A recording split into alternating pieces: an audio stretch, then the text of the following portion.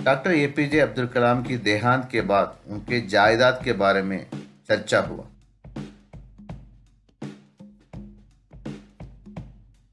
उनके सबसे बड़ा जायदाद क्या था?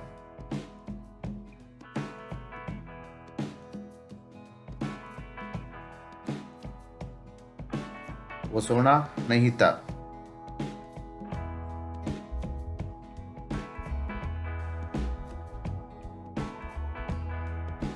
ना पैसा या जमीन।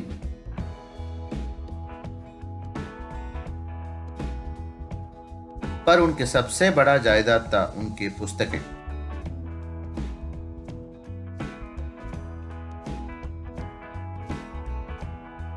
हमने पहले एक वीडियो में डॉक्टर एपीजे अब्दुल कलाम के इस कोट को देखा है।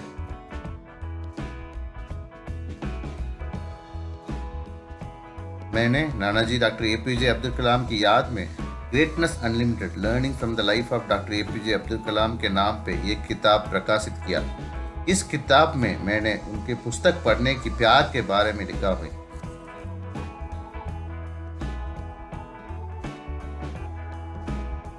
वह अपने पुस्तकें पढ़ने के लिए दोस्तों को देते थे पर तुरंत वापस मांगते थे। ऐसा था पुस्तकें पर उनका प्यार। उनके बचपन में जब वो रामेश्वरम में रहते थे, उनको पढ़ने के लिए ज्यादा किताब नहीं था। वह दुनिया की दैनिक घटनाओं के बारे में जानने के लिए अखबार पढ़ते थे। उनके घर में तमिल भाषा की कुछ किताबें थे। पर नानाजी डॉक्टर एपीजे अब्दुल कलाम ने मुझे कहा कि वो बचपन में अपने पाठशाला की पुस्तकें को बड़े ध्यान से पढ़ते थे। उन्होंने अक्सर कहा कैसे उन्हें शिक्षक श्री शिवसुब्रमण्य अय्यर ने उन्हें सिखाया कि पक्षी कैसे उड़ते हैं।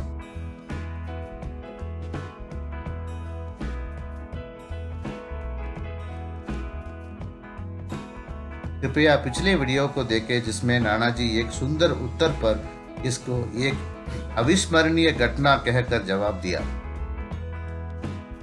इस घटना से उड़ान के प्रति अपने जीवन की एक भावुक यात्रा उन्होंने शुरू की। फिर उन्होंने रॉकेट और मिसाइल बनाई जिससे भारत मजबूत हुआ।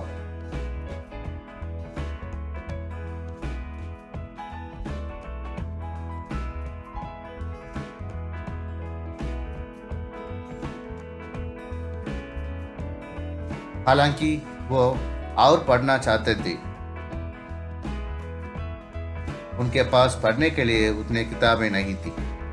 नानाजी फिर पढ़ने के लिए एक रेवरेंड स्वाट्स द्वारा स्थापित हुआ Christian missionary Swarts high school गए। मैं सालों बाद वही स्कूल में दूसरे कैंपस में गया था।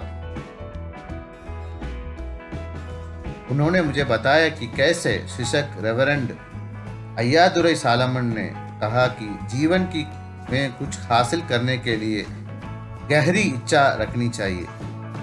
नानाजी ने मुझे बताया कि उन्हें कुछ और किताबें से परिचय हुआ, लेकिन ये उनके लिए पर्याप्त नहीं था। उसके बाद वो 1950 से लेकर 1954 में सेंट जोसेफ कॉलेज तिरुचि गए और अपनी पढ़ाई जारी रखी।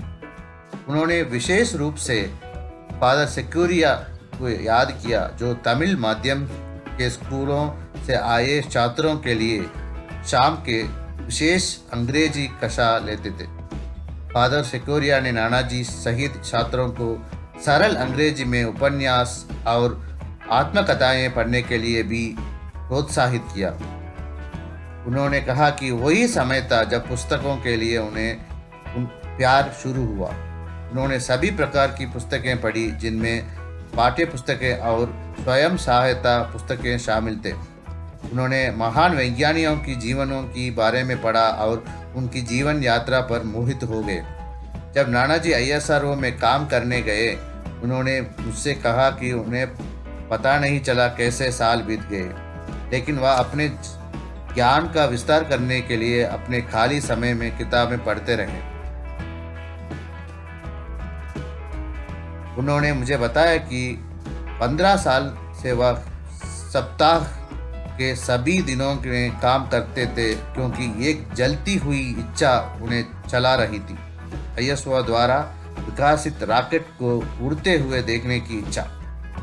तिरुवनंतपुरम और हैदराबाद में अपने काम के दिनों में दौरान उन्होंने अपने पुस्तकों के संग्रह की शुरुआत की। उन्होंने इसे ज्ञान का खजाना माना। उन्होंने केवल पुस्तकों को उपहार के रूप में स्वीकार किया। नानाजी ने मजाक में मुझे कहा था कि जब भी वो काम के कारण शहरों में शिफ्ट होते थे तो उन्हें कपड़े पैक करने में बहुत कम समय लगता था, लेकिन उनकी किताबों को पैक करने में काफ़ी समय लगा। उन्होंने सुनिश्चित किया कि ये अच्छी तरह से पैक किया गया और उन्हें कोई नुकसान ना हो। जब वे भारत के राष्ट्रपति बने तो किताबें पढ़ने जीवन की महत्वपूर्ण पहलू बन गया था। वह दौर से जब नानाजी और मैंने एक साथ किताबें पढ़ने का आनंद लिया। वह एक महत्वपूर्ण पुस्तक पढ़ते और मुझे आगे पढ़ने के लिए सुझाव देते। वह अपने लिए एक पुस्तकालय बनाना चाहते थे। वहाँ घंटों बैठने चाहते थे और अपने मन भर के पढ़ना चाहते थे। जब वह अपने सर्विस समाप्त हुए और नई दिल्ली में अपने घर में रहने गए, किताबें उनकी सबसे बड़ी जायदाद थी। हमने निम्नलिखित पुस्तकों को पढ़ते और चर्चा करने का आनंद लिया।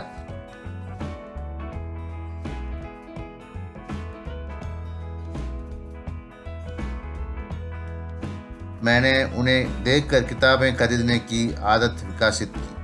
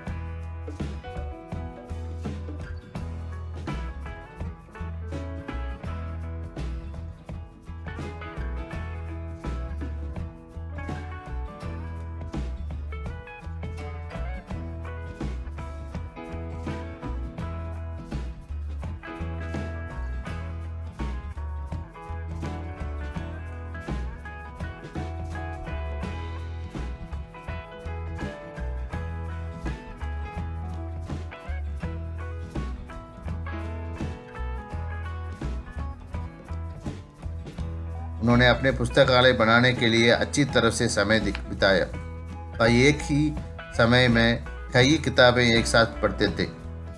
जब मैं अपने परिवार के साथ उनसे मिलने जाता था तो वे मेरे छोटे बेटों को खेलने के लिए पुस्तकालय में ले जाते थे। वह उन्हें हर तरफ की किताबें देते थे।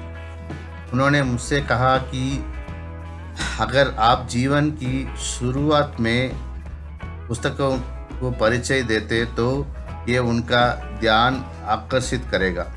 जब भी वो मेरे घर आते थे और मेरे बेटों को किताबें गिफ्ट करते थे और उनके लिए कुछ पेज पढ़ के दिखाते थे।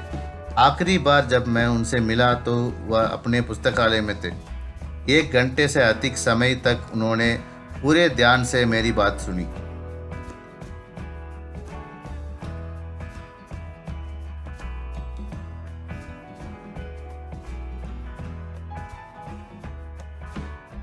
मैं अपनी पुस्तक 2019 में उन्हें श्रद्धांजलि देने के लिए प्रकाशित किया। काश नानाजी अब मेरी किताब पढ़ पाते। उनके महानता का प्रसार करके मैं उन्हें श्रद्धांजलि अर्पित करूंगा और सभी को और अधिक किताबें पढ़ने के लिए प्रोत्साहित करूंगा।